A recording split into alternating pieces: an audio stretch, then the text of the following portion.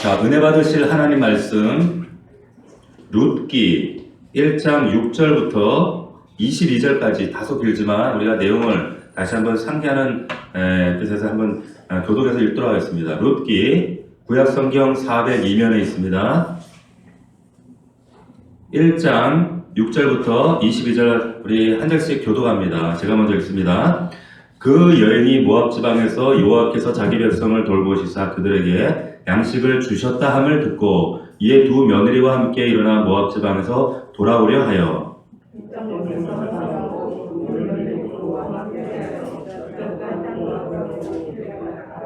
8절입니다. 나오미가 두 며느리에게 이르되 너희는 각기 너희 어머니의 집으로 돌아가라.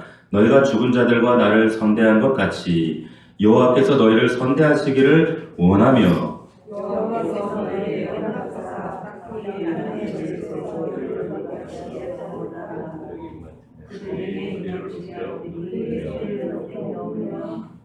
나오미에게 이르되 아니니이다. 우리는 어머니와 함께 어머니의 백성에게로 돌아가겠나이다 하는지라.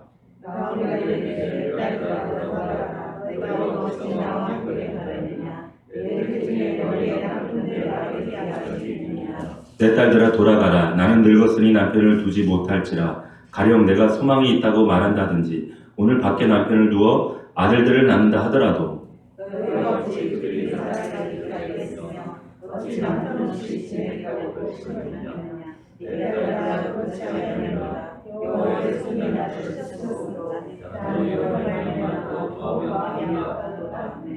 그들이 소리를 높여 다시 울더니 오르바는 그의 어머니에게 입맞추되 룻은 그를 부쫓았더라.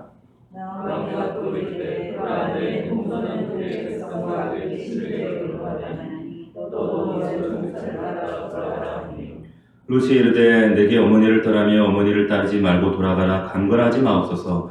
어머니께서 가시는 곳에 나도 가고 어머니께서 머무시는 곳에서 나도 머물겠나이다. 어머니의 백성이 나의 백성이 되고 어머니의 하나님이 나의 하나님이 되시리니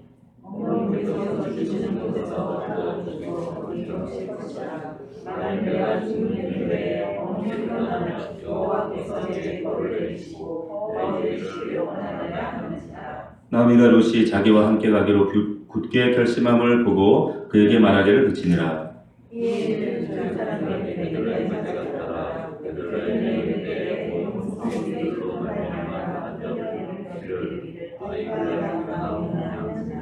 나오미가 그들에게 이르되 나를 나오미라 부르지 말고 나를 마라라 부르라. 이는 전능자가 나를 심히 괴롭게 하셨음이니라.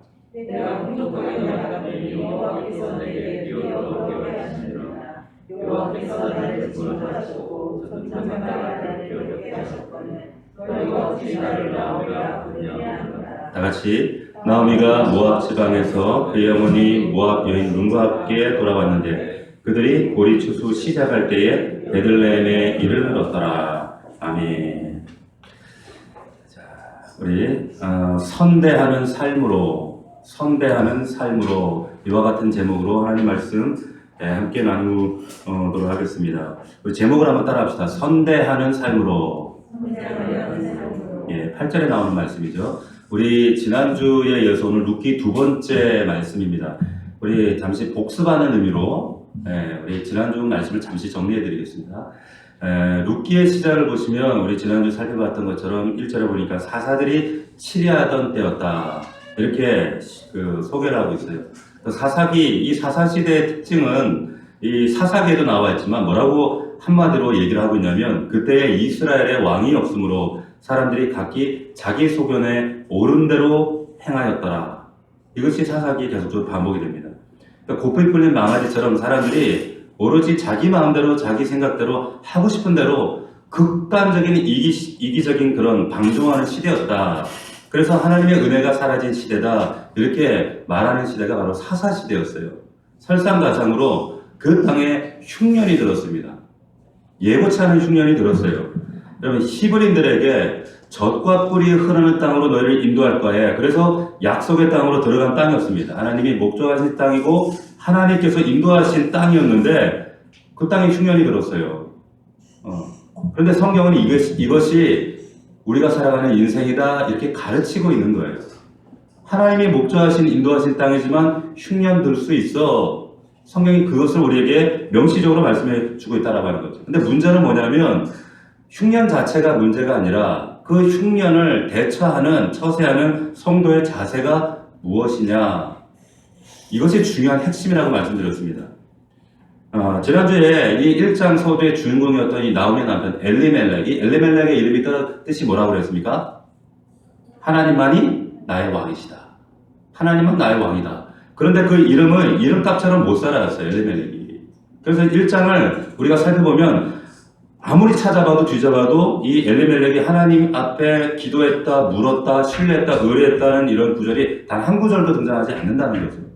그리고는 약속의 땅, 성민이 약속의 땅을 벗어나는 일이 발생하게 되는 거죠. 자, 지난주 제목이 여러분 답 없는 인생 어떻게 살 것인가 이런 제목이었어요. 답 없는 인생이었어요. 지금 이 가정에. 답 없는 상황이 펼쳐진 거예요. 그런데 그럴 때일수록 하나님의 사람들은 물어야 되거든요. 근데 묻기를 잊어버리고 망각했을 때, 분주함 때문에, 피곤함 때문에 잃어버렸을 때 그 종착지는 결과는 불을 보듯 뻔했다는 거예요. 결국 이 가정에 임한 사건이 어떤 좋지 않은 결과가, 묻지 않은 결과가 어떻게 됐습니까? 모압 이방 땅에서 남편 죽고 두 아들 죽고 과부셋만 덩그러니 남게 되는, 완전히 가정 한 가문이 멸문지화되어 버리는 그런 상황이 되었다라고 하는 거죠.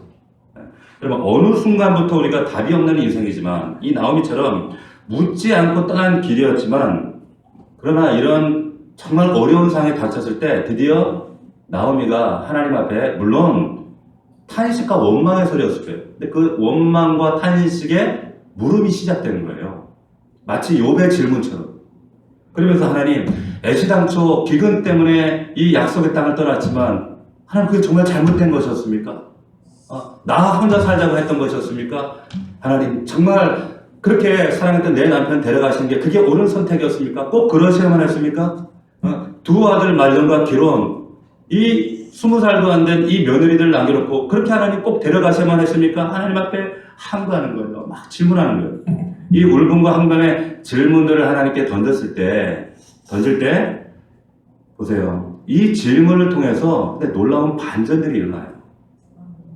자, 여러분들이 우리 삶 가운데 참 숱한 많은 사건, 사고들을 만나고 우리 일상을 살아가면서 여러분들이 절대 잊어버려서는 안 되는 게 뭐냐? 원망이어도 괜찮아요. 한숨이어도 괜찮습니다. 탄식이어도 괜찮아요. 끊임없이 하나님께 물으셔야 돼요. 질문하셔야 돼요. 하나님, 왜요? 왜 이 숱한 고난들을 통과하게 하십니까? 왜 나에게 이런 흉년을 주셨습니까? 왜 이런 부담과 아픔을 주십니까? 자꾸 물으셔야 돼요. 절대 망각하시면 안 된다는 거죠. 자, 그런데 놀라운 반전이 그 뒤에 등장한단 말이에요. 답 없는 인생에서 희미하게 하나님의 대답이 들려왔어요. 그게 우리가 살펴보았던 6절의 말씀이었거든요. 자, 6절을 보십시오. 그 여인이 모압 지방에서 여호와께서 자기 백성을 돌보시사 그들에게 양식을 주셨다함을 듣고 이에 며느리와 함께 일어나 모압 지방에서 돌아오려 하여. 자, 여기 보시면 나오미가 쓰라린 인생의 상처와 아픈 고난 속에서 답 없는 질문을 끊임없이 던졌을 때, 근데 거기서 희미하지만 구원의 사인이 들려오는 거예요.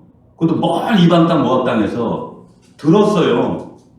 뭐가 들렸는가? 여호와께서 자기 백성을 돌보시사 그들에게 양식을 주셨다. 이걸 듣고 믿음은 그래서 들으면서 나는 거예요. 여러분, 이런 소리가 들리는 게 복이에요. 하나님의 소리가 들리는 게 복이에요. 여러분들 삶 가운데 수없는 소리, TV 소리, 세상 사람 소리, 내 안에 근심의 소리, 염려의 소리, 수많은 소리가 들리는데 그 소리에서 여러분 하나님의 소리를 들을 수 있는 것이 이게 복이에요. 여러분, 신령하다는 것은 산에 가서 하나님의 신비한 음성 듣는 것이, 그것이 신령한 자가 아니라 일상 가운데서 하나님께서 여러분들에게 수많은 소리 가운데 던지시는 그 음성에서 하나님의 음성을 붙잡을 수 있는 게 그게 은혜예요. 그게 여러분들이 되기를 주의 이름으로 축원합니다. 자, 그래서 듣고 돌아오려 하여, 들었기 때문에 회복이 가능했다는 말이에요. 자, 근데 그들을 돌보셨다라고 하는 말 속에 여러분 여기에 담겨 있는 뜻이 이제 심판의 시간이 끝나고 어둠이 끝나고 이제 구원의 새로운 시작이 이 가문에게 열려졌다. 회복이 임했다. 이런 의미인데, 근데 여기서 여러분들이 우리가 놓쳐서는 안 될 아주 중요한 사실 한 가지가 있습니다. 그게 뭐냐면, 지금 룻기에 여러분 가만히 보면 하나님이 모세 앞에 나타난 것처럼 하나님이 나타나셨다, 하나님이 역사하셨다, 기적을 베푸셨다, 이런 이야기가 전혀 없어요. 하나님이 전면에 전혀 등장하지 않습니다. 간접적으로만 나타나세요. 그런데 중요해요, 하나님은. 왜냐? 눈에 보이지 않는 그 하나님이 역사 이면에, 우리의 세상사, 우리의 인간사 그 이면에 일하고 계신 분이 하나님이시다, 이렇게 말씀하고 있는 거예요. 오늘 본문이 그래서 돌보셨다, 혹은 양식이 주셨다, 이렇게 얘기하고 있는 거예요. 자, 여러분, 세상에는 우리가 두 종류의 만남이 있습니다. 어떤 만남이 있어요? 우리가 부모, 형제도 하나님께 주신 만남이잖아요. 그러니까 이건 내가 선택하지는 않았지만, 이렇게 운명적으로 이루어진 만남이 있습니다. 이걸 운명적 만남이라고 그래요. 또 하나 만남이 있어요. 어떤 만남이 있어요? 저와 여러분들의 만남도 그렇고, 우리 옆에 계신 분들하고 만남도 그렇고, 우리가 수없이 많은 사람들을 스쳐 지나가면서 만나게 되어지는데, 그 스쳐 지나가는 사람들이 어느 순간 나에게 의미 있는 타자로, 그래서 그 의미 있는 타자가 되어서 지속적인 관계를 이루어가게 되어지는 그런 만남. 이것을 우리가 선택적인 만남이라고 하잖아요. 내가 선택한 거란 말이에요. 이런 만남. 그런데 우리가 이 땅에 100년 동안, 기껏해야 100년도 안 되는 시간을 밟고 살아가는데 그 주어진 운명적인 만남, 선택되어진 만남, 이 모든 것들이요. 근데 사실은 하나님의 섭리 안에 있어요. 섭리 안에 있습니다. 반드시 그래요. 다양한 관계들이 우리 안에서 빚어지고 있는데, 물론 사람과의 관계 속에서 빚어지는 만남도 있고, 여러분 시대 속에서 빚어지는 그런 만남도 있어요. 그런데 이것이 내가 선택한다고 해서 되어지는 만남이 아니라, 이런 것들 뒤에 반드시 섭리하시는, 반드시 행하시는 분이 계시다는 걸 여러분들이 기억하셔야 돼요. 반드시 기억하셔야 됩니다. 이것을 성경은 섭리다, 어려운 말로 섭리라고 얘기하는 거예요. 운명적인 만남도 선택적인 만남도 그 뒤에, 그 배경 뒤에 하나님이 일하고 계셔요. 오늘 본문에서 하나님은 인간 삶의 배후에서 뭔가를 만들어 가시는 분이다, 그 얘기를 하고 있는 거예요. 그래서 양식을 주셨더라 함을 들었다. 섭리를 본 거예요. 발견할 수 있었다는 거예요. 하나님의 섭리가, 이 섭리가 일하고 있구나. 이 하나님의 섭리가 여러분들을 다스릴 수 있기를 주의 이름으로 축원합니다. 이걸 발견할 수 있는 여러분들 되기를 원해요. 그래서 여러분 보세요. 양식을 주셨다라 그랬어요. 양식.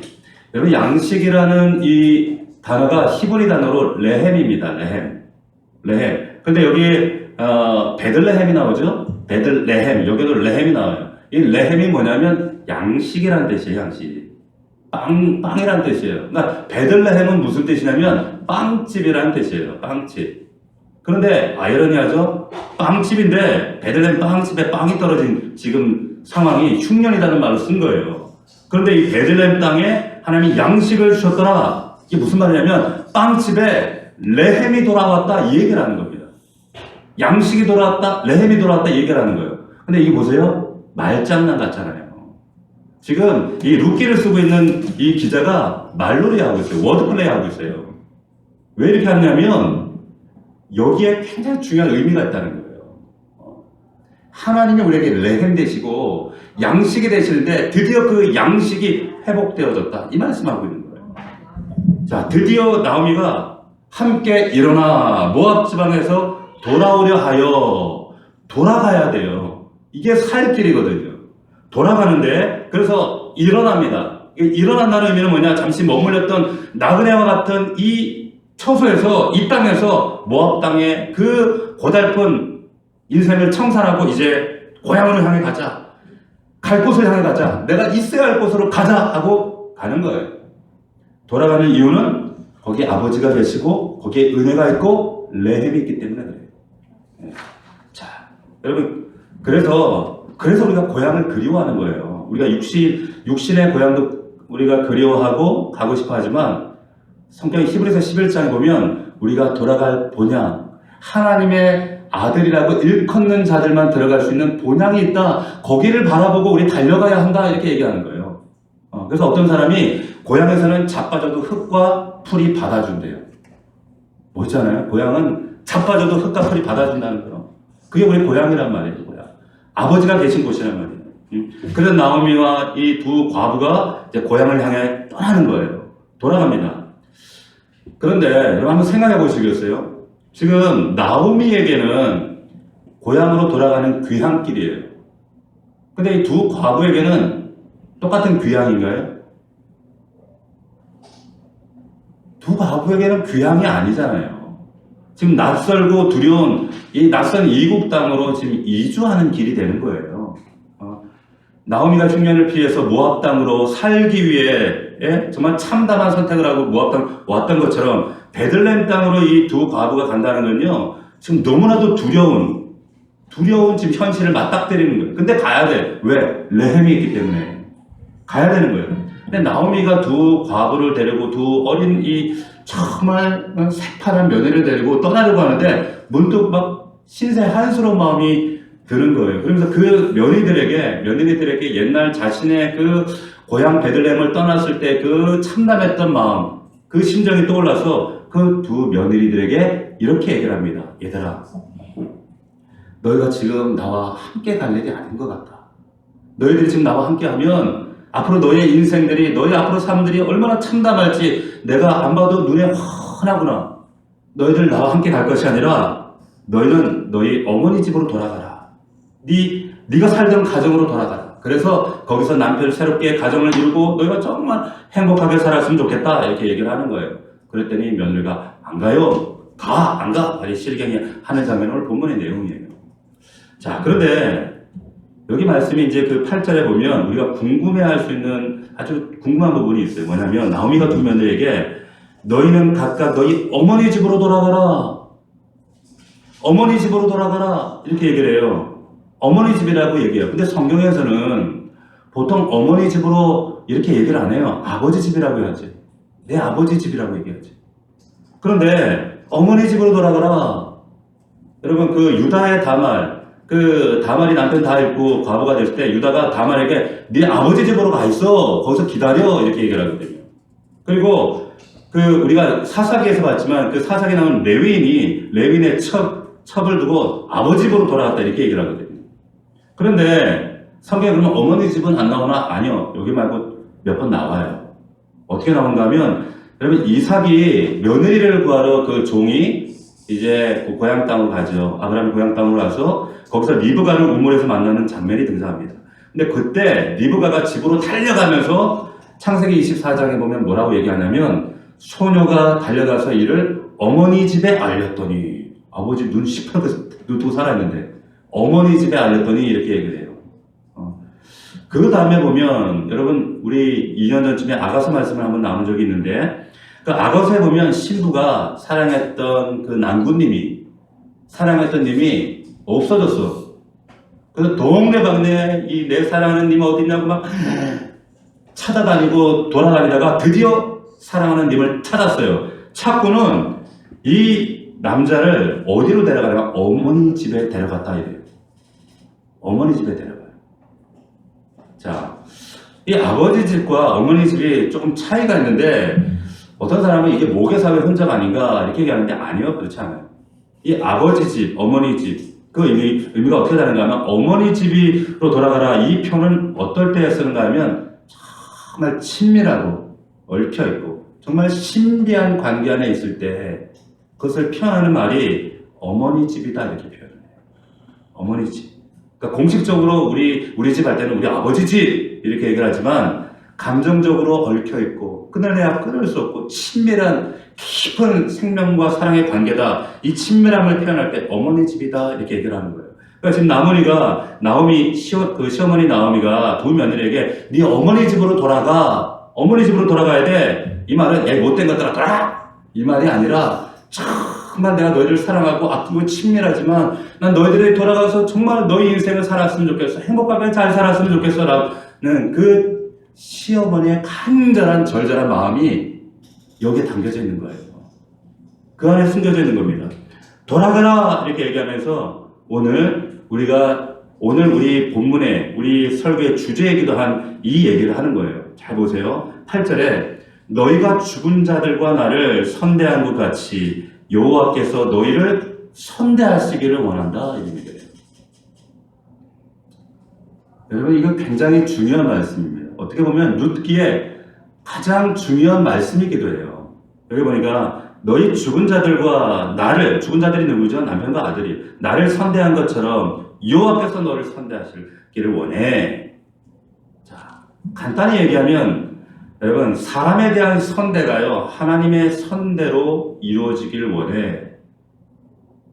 이렇게 말씀하는 거예요. 이 선대가 뭐냐면 헤세드라는 말이에요. 하나님의 사랑. 자, 제가 여러분 한 일주일 전쯤에 지금 고아권익연대라는, 제가 전에 한번 말씀을 나눈 적이 있는데, 고아권익연대의 대표가 조윤환이라고 하는 대표가 있어요. 근데 이 조윤환 대표가, 제가 이전에 중고등부 전도사 시절에 저희 고등부 교사였어요. 학생 교사였는데 이 친구가 고아 출신입니다. 고아권익연대 대표. 이분 고아권익연대 조윤환 하면 TV에도 여러 방송사에서 여러 번 소개했던 사람이에요. 참 힘들고 어려운 인생을, 참 쉽지 않은 인생을 살았던 사람인데 지금 고아들 권익을 위해서 싸우고 있거든요. 그런데 지금 청와대 앞에서, 지난주에 시위가 끝났지만 청와대에서 시위를 했습니다.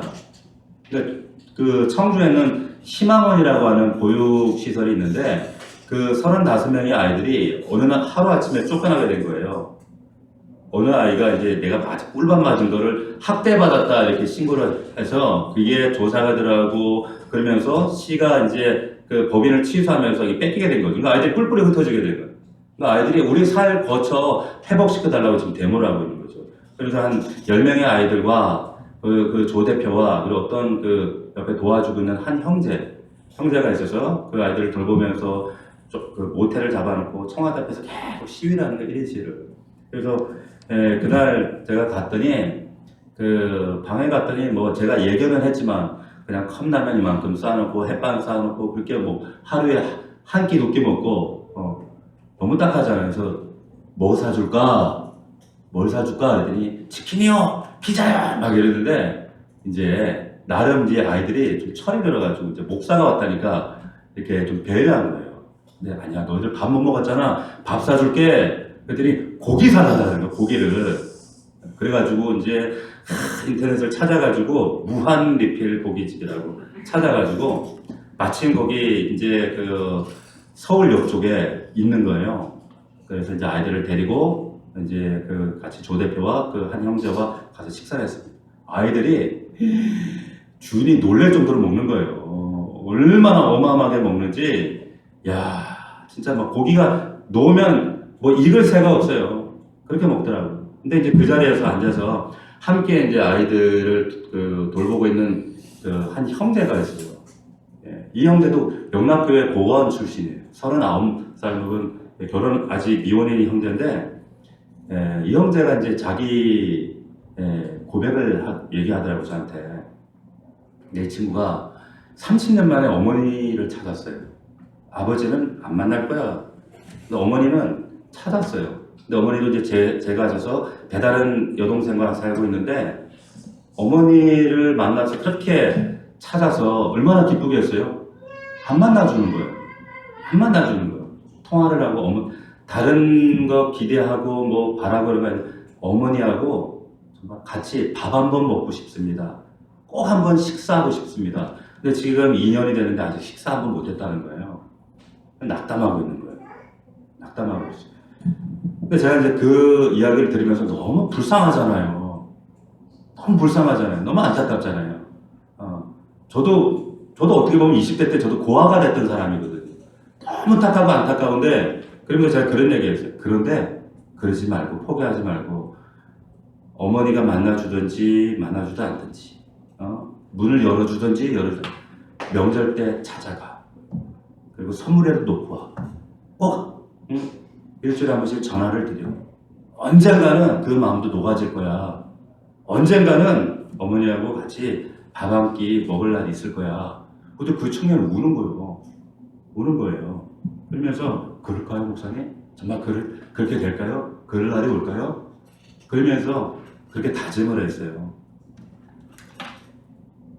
그 친구가 참 쉽지 않은 얘기를 들어보니까 너무 참 그 모압 땅의 흉년처럼 쉽지 않은 인생을 살았어요. 그런데 여러분, 그 안에 하나님의 그 헤세드 선대함이 없으면 하나님의 은혜가 임하지 않아요. 사람의 마음을 변화시키고 그 마음을 높게 만드는 것도 하나님의 은혜입니다. 절대 사람 힘으로 되는 게 아니거든요. 오늘 말씀 보세요. 여기 선대하다라고 하는 이 말 뜻은 뭐냐면 내가 선하게 대한다 이런 뜻이거든요. 근데 이 단어가 여러분들이 잘 아는 그 헤세드라는 단어입니다. 헤세드. 하나님의 사랑. 그러니까 계약 공동체와 이 헤세드라는 이 단어가 사용될 때는 절대로 흐트러져서는 안 될 하나님과 신실한 약속을 말하는 거예요. 사람 사이에서 말할 때는 하나님의 끊임없는 진실한 사랑을 말해요. 그리고 우리 입장에서는 신실한 약속의 이행을 말해요. 그런데 이것이 사람 사이에 이 헤세드라는 말이 적용될 때는 여러분 이 선대라는 말이 헤세드가 적용될 때는 뭐냐면 절대로 파괴될 수 없는 신실하고 깊은 그런 존재가 되어진다 이런 의미예요. 이게 선대라는 의미예요. 절대 끊을 수 없다니까요. 이 헤세드를 절대 포기할 수 없다니까요. 보세요. 그러니까 이 두 며느리가 이방 여인들이었음에도 불구하고 이 8절에 있는 이야기는 뭐냐면 이방 여인들이었어요. 이 여인들이, 과부들이. 그런데 나오미가 하인스러운 삶을 정말 살면서 모압 땅까지 왔을 때 자신에게 선대했어요. 그리고 그들의 남편이었던 자신의 아들들에게도 선대했어요. 타지에서 지금 살아가야 될 이 나오미 가문에게 이 며느리들은 고향 같은 존재였어요. 그걸 선대했다라고 얘기하는 거예요. 선대했다. 그런데 그래서 여호와께서 이제 너희를 선대해 주시기를 바란다. 진심 어린 말로 축복합니다. 그래서 여호와께서 허락하여 주셔서 너희들 각기 남편의 집에서 위로받기를 원한다. 진정한 축복을 얘기하죠. 여기에 나오는 남편은 죽은 남편을 말하는 것이 아니라 새로운 남편을 얘기하는 거예요. 너희가 새로운 가정을 이루고 새 출발해서 정말 위로받고 살기를 원한다. 이 위로라는 말은 그냥 사람의 마음으로 위로한다는 뜻이 아니라 여기에는 고요함과 평온함과 안정함 이런 뜻이 있거든요. 너희 인생, 너희 남은 여생이 정말 고요했으면 좋겠어. 평안했으면 좋겠어. 정말 행복하게 정말 잘 살았으면 좋겠어. 라고 하는 뜻이 이 위로라는 단어예요. 이 위로라는 단어죠. 이런 축복의 말을 절절하게 고백하고 이 며느리를 정말 축복하며 보내주길 바랬던 거예요. 여러분, 이 시어머니의 선대, 헤세드, 이 선대함의 시작이 어디예요? 그럼 모압 땅, 흉년이 들었던 그 모압 땅에서였어요. 여러분, 선대하는 자가 된다라고 하는 것은 헤세드를 가진 자, 내가 이 헤세드, 은혜를 가진 자가 된다라고 하는 것은 뭐냐? 반드시 모압 땅의 흉년을 경험하고 그리고 그 선대를 내가 경험할 수 있는 자가 되어야 돼요. 자, 그래야지 하나님의 선대하심. 그래서 그 하나님의 선대하심은 사람에 대한 선대, 이 헤세드가 회복될 때 이 선대하심, 헤세드가 우리의 인생에도 회복이 되어집니다. 그럼 이게 굉장히 룻기의 중요한 주제예요. 그래서 이제 말하죠. 그들에게 입 맞추면서 소리 높여 울며 나오미에게 말해요. 10절에 보니까 우리는 어머니와 함께 어머니의 백성에게로 돌아가겠나이다. 이렇게 얘기를 합니다. 두 여인에게는 이게 참담한 현실이고 이거 희망이 안 보이는 거예요. 늙은 시어머니 따라서 이국 땅, 이방 땅에 내가 그 속으로 들어간다? 희망이 안 보이는 일이에요. 더군다나 여러분 고향을 떠나서 낯선 땅, 거기가 어디 땅입니까? 이방인들 개무시하기로 유명한 유대 땅으로 들어가는 거예요. 그 유대 사회 차별과 냉대가 정말 소문나 있는 그 유대 땅 안으로 들어가는 거예요. 보통 일이 아니죠. 보통 일이 아닌 거예요. 그런데 이 고민스러운 선택을 한단 말이에요. 여러분, 시어머니 그 아픔과 고통이 있는 그곳으로 타자의 고통 안으로 들어가겠다는 거예요. 다른 사람의 고통 안으로 나도 들어가겠다는 거예요. 그게 어떻게 가능해요? 어떻게 가능합니까? 헤세드를 경험했기 때문에 가능한 거예요. 거예요. 이 선대함의 비밀이 여기 있는 거예요. 그래서 헤세디의 사람이 된 거예요. 자, 인생에 정말 모압당의 흉년을 경험하고 남편을 잃고 과부가 되고 이 아픔을 겪었던 이런 과정을 통과하고 경험한 사람만이 여러분 헤세디의 사람이 될 수 있어요. 여러분 반드시 기억하십시오. 반드시 기억하십시오. 그래서 우리 믿는 자들에게 이 고난은 사실은 하나님의 변장된 축복이라고 얘기하는 거죠. 제가 지난주에 단톡방에도 여러분들 좀 한번 좀 묵상하라고 올려드렸던 시가 있었어요. 그늘을 가진 사람이라고 하는 시가 있죠. 제가 주보에 다시 한번 올려놨거든요. 주보 그 앞에 보면 이 배한봉 씨라고 하는 시인이 그늘을 가진 사람, 이게 어떤 의미인가 한번 눈을 따라가면서 한번 읽어보세요. 여기 보면 양파는 겨울 한파에 매운맛이 든다고 한다. 고통의 위력은 쓸개 빠진 삶을 철들게 하고 세상 보는 눈을 뜨게 한다. 훌쩍 봄을 건너뛴 소만 한나절. 소만이라고 하는 모내기차를 말하는 거예요. 24절 기준에. 소만 한나절 양파를 뽑는 그의 손길에 툭툭 삶도 뽑혀 수북이 쌓인다. 둥글고 붉은 빛깔의 매운 시간. 그는 아무 말도 하지 않는다. 수확한 생각들이 둥글게 굴러가는 묵시록의 양파밭. 많이 헤맸던 일생을 심어도 이젠 시퍼렇게 잘 자라겠다. 외로움도 매운맛이 박혀야 알뿌리가 생기고 삶도 그 외로움 품을 줄 안다. 마침내 그는 그늘을 가진 사람이 되었다. 그늘을 가진 사람이 되었다. 이거 말씀은 안 했지만 이럴 때는 아멘 하셔도 괜찮아요. 저는 참 많이 이걸 묵상했거든요. 여기 보면 양파는 겨울 한파에 매운맛이 든다 그래요. 인생 혹독한 시련 속에 성숙해진다는 그런 의미겠죠. 그리고 여기에 둥글고 붉은 빛깔의 매운 시간, 인고의 시간이 지나야 되는 거예요. 인고의 시간, 성숙의 시간. 그리고 그 안에 보니까 많이 헤매었던 일생, 많이 헤매는 일생의 시간들. 근데 이제 시퍼렇게 잘 자라겠다. 자주 섞인 이야기로. 그만큼 아픈 만큼 이게 성숙의 자양분이 됐다는 거예요. 그런데 마지막에 보면 마침내 그늘을 가진 사람이 되었다. 여러분, 마침내 그늘을 가진 사람이라고 하는 것은 어떤 사람일까요? 그 위에 보세요. 삶도 그 외로움 품을 줄 안다. 삶도 품을 줄 알고 외로움도 품을 줄 알고 타자의 외로움까지 품을 줄 아는, 그래서 그늘이 되어준다는 거예요. 이해가 되세요? 네? 그늘을 가진 사람이라면 어떤 사람입니까? 타자의 외로움, 아픔을 품을 줄 알게 된 사람이 됐다, 이 얘기하는 거예요. 구약에서 이걸 여러분 뭐라고 표현한 줄 아세요?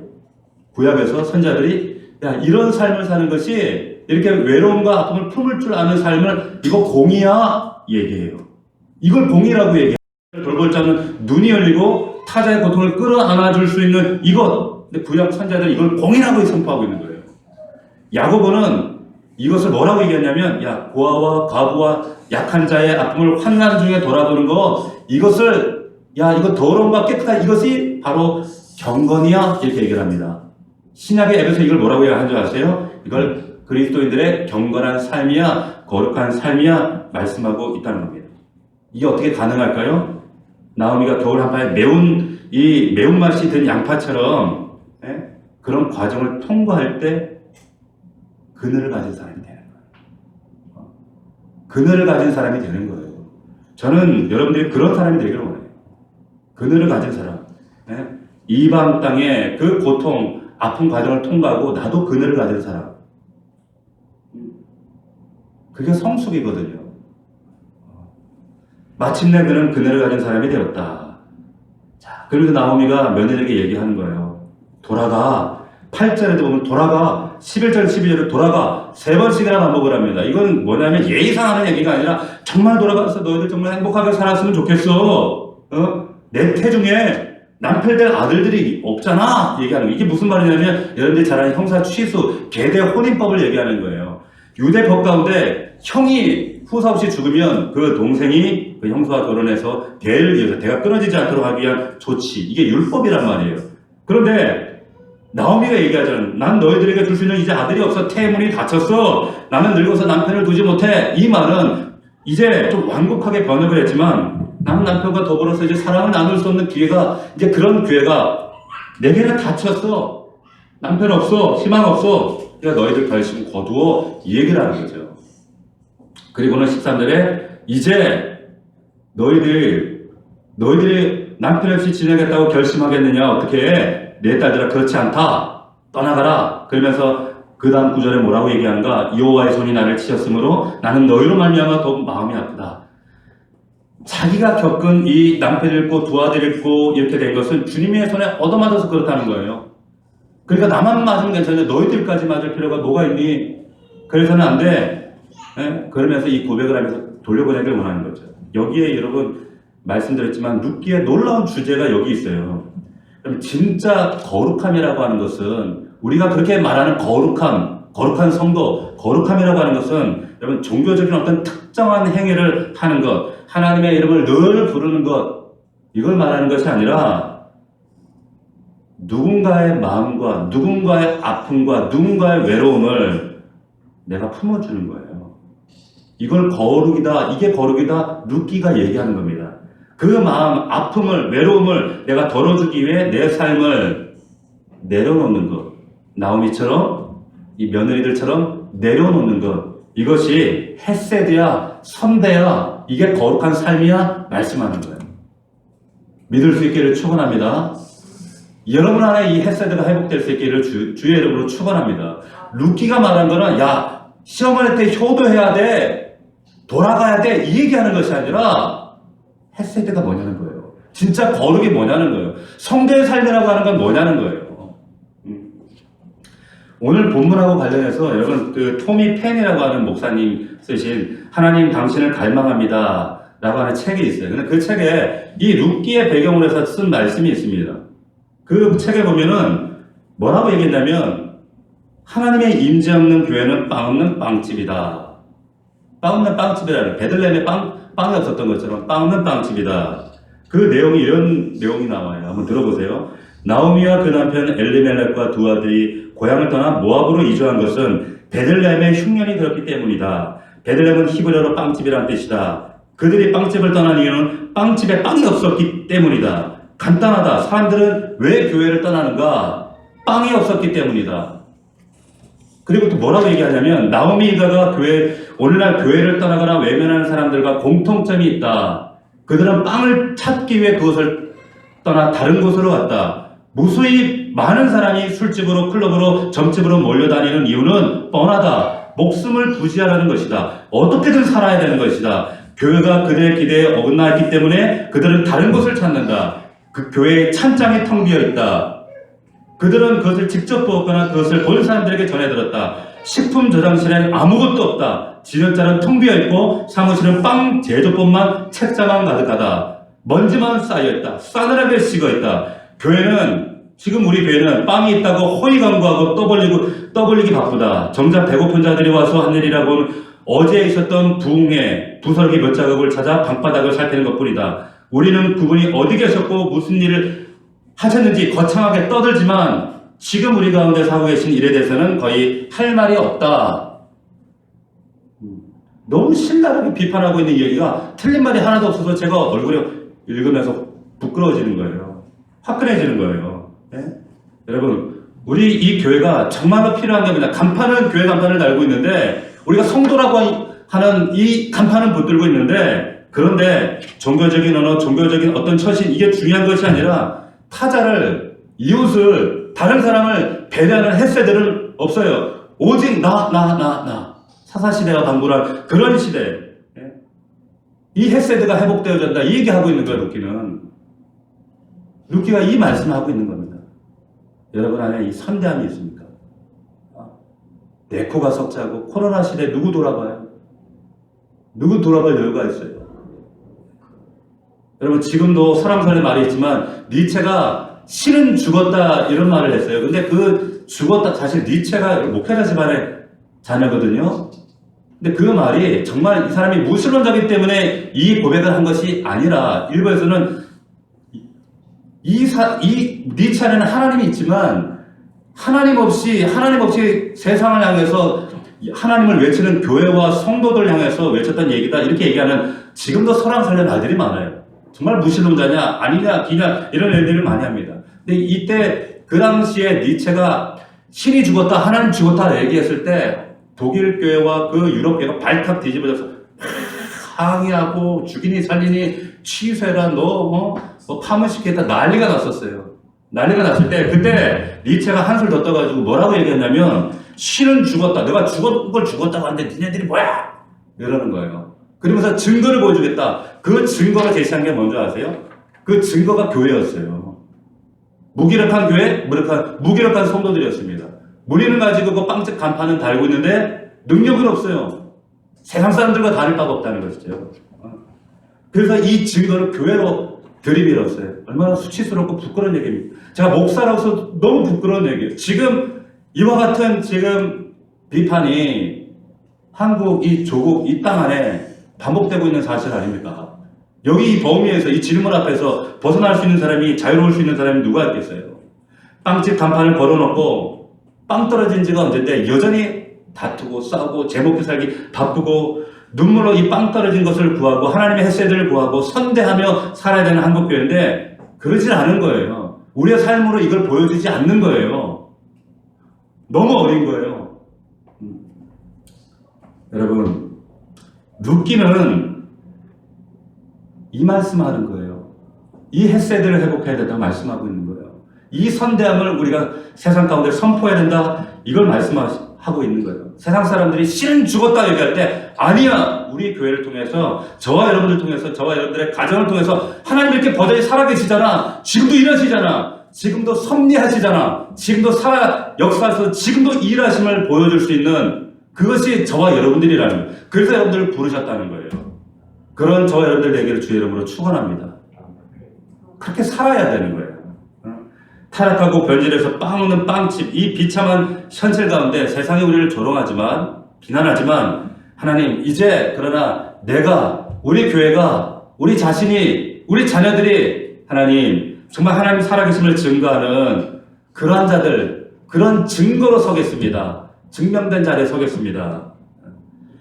하나님의 생명, 여러분, 이 생명의 떡이 되시는 뇌햄, 하나님의 햇새들, 이 은혜가 다시 한번 예수 그리스도로 말미암아, 하나님으로 말미암아 여러분들의 심령과 가정과 여러분들의 일터와 삶 속에 이 놀라운 역사가 회복될 수 있기를 주의 이름으로 축복합니다.